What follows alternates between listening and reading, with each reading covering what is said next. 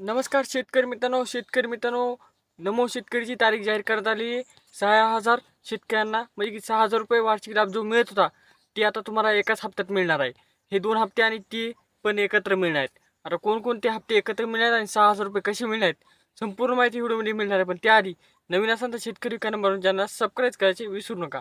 शेतकरी मित्रांनो, तुम्हाला माहीत आहे जे काही PM किसानच्या पार्श्वभूमीवर नमो शेतकरी राबविण्यात येत असते, तर या योजनेला जे काही निधी लागत असतो त्या निधीची तरतूद करण्यात आलेली आहे. पण शेतकरी मित्रांनो, यातील बरेचसे शेतकरी अपात्र करण्यात आहेत. मागील व्हिडिओमध्ये पण सांगितलेलं आहे. या व्हिडिओमध्ये जास्त टाईम न घालता तुम्हाला सांगितलो, ज्या शेतकऱ्यांची लँडची प्रॉब्लेम आहे ते अपात्र आहेत, ज्या शेतकऱ्यांच्या आधार कार्डचे प्रॉब्लेम आहे ते अपात्र आहेत, त्यानंतर फार्मा आय डी ज्या शेतकऱ्यांची प्रॉब्लेम आहे ते पण अपात्र आहेत. हे तुम्हाला जास्त वेळ न घालता सांगित आहे. आता शेतकरी मित्रांनो, 6,000 रुपये कसे मिळणार? तर शेतकरी मित्रांनो, काही शेतकऱ्यांचा 8वा हप्ता आला नाही, काही शेतकऱ्यांचा 7वा हप्ता आला नाही, काही शेतकऱ्यांचा 6वा हप्ता आला नाही.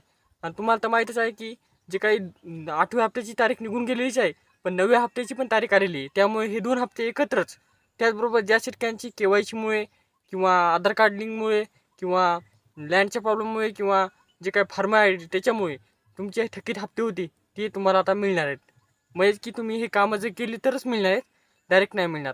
जे शेतकरी आता अपात्र होते ते पात्रच आहेत त्यांना एकत्र 3,000 असो, 4,000 असो, 5,000 किंवा 6,000 असो, जे काही त्याची थकीत रक्कम आहे ती एकदाच त्या हप्त्यामध्ये मिळणार आहे. त्यामुळे तुम्ही हे कामं करून घ्यायचे आहेत आणि PM किसान आणि नमो शेतकरीसाठी पात्र व्हायचं आहे. शेतकरी मित्रांनो, आता तुम्ही म्हणाल की प्रत्येक व्हिडिओमध्ये सांगत आहे, पण तारीख फिक्स सांगा. तर शेतकरी मित्रांनो, तारीख फिक्स एकच आहे, ती म्हणजे की 31 आपलं या मार्च महिन्याच्या लास्टच्या आठवड्यामध्येच मिळणार आहे. कारण की जे काय आता 2-3 दिवसामध्ये पाडवा आला, ईद आली, त्यामुळे जे काही सणाच्या सुट्ट्या असतात त्यामुळे जे काही सरकारी कामे ते बंद राहणार आहे. आणि त्या बंद राहिल्यामुळेच ही जे काही हप्ते आहेत ते समोर ढकलण्यात आले आणि समोर तुम्हाला हे सण झाल्यानंतरच तुम्हाला ज्येष्ठ पैसे मिळणार आहेत. तर शेतकरी मित्रांनो, अशा प्रकारची माहिती होती. मित्रांना पाहुण्यांना शेअर करा. तेचबरोबर लँडची प्रॉब्लेम असो, आधार कार्ड KYC जरी केलं नसलं तर KYC करून बँकला लिंक करायचं आहे. त्यानंतर तुमची जे काही नमो शेतकरीचे हप्ते आहेत ते थकीत हप्ते आणि राहिलेले हप्ते संपूर्ण एकत्र मिळणार. जर तुम्हाला इथून मागे सुरुवात हप्ते मिळत असतात तर तुम्हाला हे हप्ते पण एकत्र म्हणजे मिळणार आहेत. म्हणजे की ज्या शेतकऱ्यांचे 2 हप्ते आहेत त्यांना 4,000 रुपये मिळणार, ज्यांचे 3 हप्ते आहेत त्यांना 6,000 रुपये मिळणार, ज्यांचा एकच राहिला त्यांना फक्त आणि फक्त 2,000 रुपये मिळणार.